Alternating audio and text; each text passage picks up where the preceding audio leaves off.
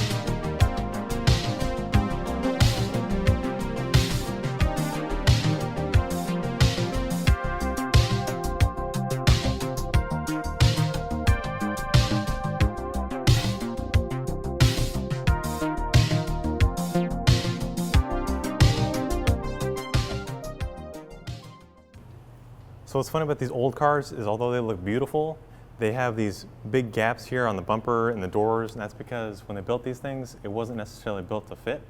A lot of these things came out of stamps and dies where they were bigger or the body would flex and it wasn't quite a close tolerance. But if you look on these newer cars where there's just thousandths of an inch gap between bumpers and doors, all that kind of stuff, it's just a progression of the time and the tooling that it takes to actually build a vehicle. So we just finished off the 69 and it looks great. So now we're moving over here to the 2018, and there's a couple differences between the two. Starting off here with the hood, it has a matte finish, which is something we don't want to add wax to because this can change the whole look, the whole effect of matte, but we still want to clean it and protect it.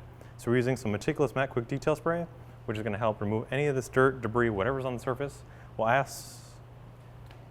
adding a layer of sealant, which is going to protect it, as well as help keep the nutrients inside of the matte so it doesn't change or discolor over time.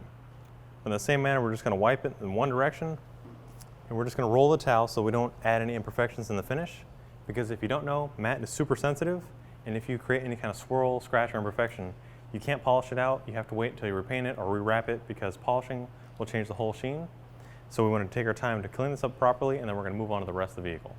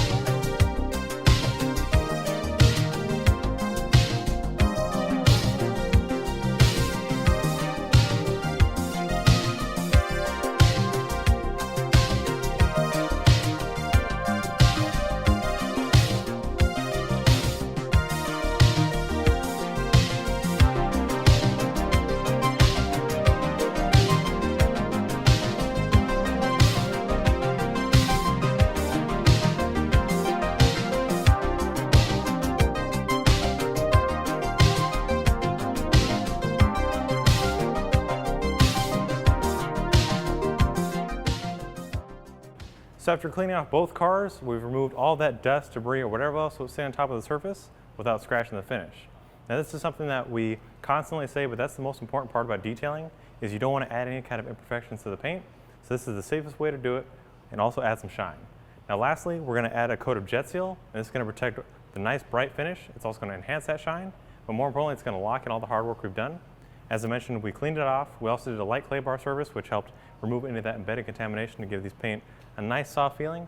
And since this is a brand new vehicle, it doesn't need a polish. And since this is a garage kept vehicle, it also doesn't need a polish. So now we're just going to lock in all that hard work. In the meantime, you guys can head over to our website, chemicalguys.com. If you like these cars, be sure to give it a thumbs up. Comment below which one you like better, the '69 or the 2018. And we'll see you next time right here in the Detail Garage.